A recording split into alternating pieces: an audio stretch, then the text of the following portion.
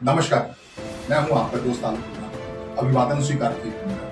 प्रधानमंत्री नरेंद्र मोदी 2014 के बाद से अब तक का सबसे ज्यादा मुश्किल दौर से गुजर रहे हैं। उनकी मुश्किल दोनों ओर से आ रही है, बाहरी और अंदर दोनों तरीके से। बाहरी मुश्किल की बात करें तो उनके दोस्त हो सकते थे अमेरिका के राष्ट्रपति डोनाल्ड ट्रंप, जिन्होंने उल्टी सीधी हरकतें करके आपसी सहयोग नहीं किया। विश्व राजनीति में भारत की स्थिति डावाडोल हुई जा रही है। उसको संभालने के लिए उन्हें ऑपरेशन सिंदूर के बाद से विपक्षी दलों के सांसदों का सहारा लेना पड़ा। 33 देशों में संसदीय प्रतिनिधिमंडल भेजना पड़ा। अगर अमेरिका का साथ होता, आपसी साथ होता, तो शायद ये मुश्किल ना आती। और भी सारी मुश्किलें अंतर्राष्ट्रीय कूटनीति के लिहाज से भारत के लिए, खास करके डोनाल्ड ट्रंप की हरकतों की वजह से। प्रधानमंत्री के आंतरिक चुनौती को लेकर के जो सबसे बड़ा सवाल है कि वो भारतीय जनता पार्टी का राष्ट्रीय अध्यक्ष वो चुन नहीं पा रहे। राष्ट्रीय अध्यक्ष चुनने का काम 2023 से ही रुका पड़ा है। 2023 में कार्यकाल पूरा हुआ मौजूदा राष्ट्रीय अध्यक्ष जेपी नड्डा का, और उस तब उनको 1 साल का एक्सटेंशन इसलिए दिया गया था कि लोकसभा का चुनाव होना था। लोकसभा चुनाव के लिए 2024 का चुनाव के लिए उनको 1 साल का एक्सटेंशन मिला। उसी दरमियान उन्होंने एक उटपटांग सा बयान दे दिया। उन्होंने आरएसएस को लेकर के कहा कि आरएसएस अब कमजोर हो गई, उतनी मजबूत नहीं है कि भारतीय जनता पार्टी को सहारा दे सके, बल्कि भारतीय जनता पार्टी आरएसएस को सहारा दे रही है। इस पर हंगामा होना जाहिर था। हंगामा के क्रम में आरएसएस को समझाया गया, कहा गया कि अब वो जेपी नड्डा को 2024 के बाद हटा ही देंगे, आखिरकार अब उनका कार्यकाल नहीं बढ़ाएंगे। इसलिए जून में 2024 के जून में उन्हें केंद्रीय मंत्रिमंडल में शामिल किया गया। ये संकेत दिया गया है एक व्यक्ति एक पद रहता है, लेकिन केंद्रीय मंत्रिमंडल में शामिल होने के बावजूद भी साल भर से वो कार्यकारी अध्यक्ष के तौर पर काम कर रहे हैं भारतीय जनता पार्टी में। दरअसल इस दरमियान प्रधानमंत्री नरेंद्र मोदी और उनके राइट हैंड कहे जाने वाले गृह मंत्री अमित शाह के लिए संगठन से कोई तीसरा व्यक्ति चुन पाना मुमकिन नहीं हो पाया है, जो बिल्कुल वेल ट्यून हो, जेपी नड्डा जैसा ट्यून हो, जो बिल्कुल कर्मना ही नहीं मन से जैसा सोचते हैं अमित शाह, जैसा सोचते हैं नरेंद्र मोदी, उसी हिसाब से सोचे, उसी वेवलेंथ पे सोचे, कोई चुनौती पेश न करे।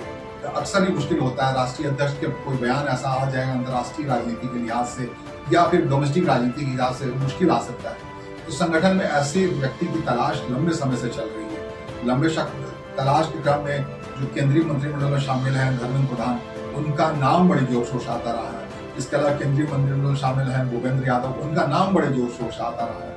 इसके अलावा जो संगठन के व्यक्ति हैं, आरएसएस के व्यक्ति हैं, राम माधव का नाम बार बार उछल के आ रहा है। इनमें से राम माधव का नाम जो उछल के आ रहा है तो कह रहा है कि राष्ट्रीय स्वयंसेवक संघ के दबाव में अगर ये फैसला लेते हैं, हो सकता है कई बार आरएसएस कैडर के तौर पर राम माधव कुछ इस तरीके से तन जाए कि वो मुश्किल पैदा हो जाए प्रधानमंत्री और अमित शाह गृह मंत्री के लिए।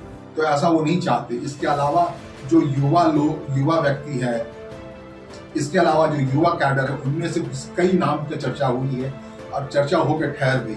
उस चुनौती को कैसे पार पाए। इसके अलावा 2029 के लोकसभा में 33% महिला आरक्षण की बात होनी है और अगला 3 साल बड़ा महत्वपूर्ण है महिलाओं को अधिकार देने के लिहाज से, महिला अधिकारिता के लिहाज से। तो क्या किसी महिला को राष्ट्रीय अध्यक्ष बनाया जाएगा?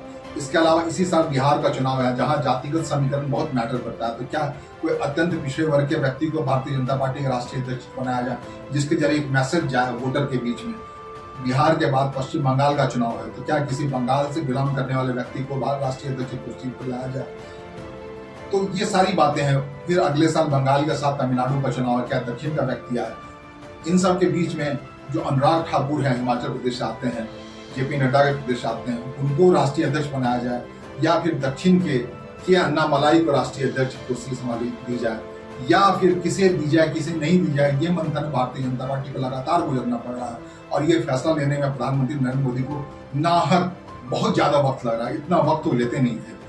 क्या इसकी पीछे ये वजह है कि 2024 में जिस ढंग से वो 2040 तक सिमट गए, 400 पार की बात करते हैं, 2040 से सिमट गए, तो अब उनको बेहद फूक कर कदम उठाना पड़ रहा है। उनको लग रहा है जब इस साल 17 सितंबर को वो 75 साल के पूरे हो जाएंगे तो नया अध्यक्ष जो बन रहा है वो कोई नई चुनौती न पेश कर दे।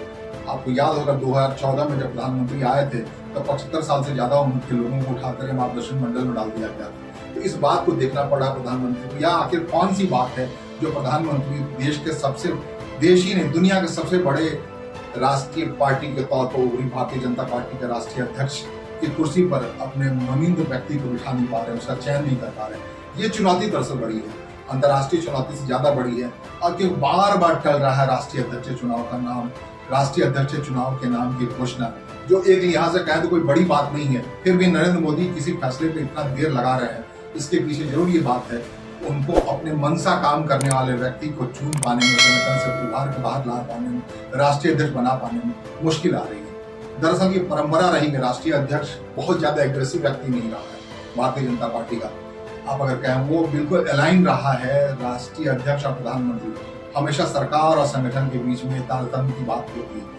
तो ऐसा व्यक्ति जो संगठन से निकल गया है, जो सरकार के साथ पूरी तरह तारतम्य बिठा के बात करे, और वो व्यक्ति न तो अमित शाह न ही प्रधानमंत्री को चुनौती देता है, ऐसा व्यक्ति आखिरकार कौन होता है, देखने वाली बात होगी।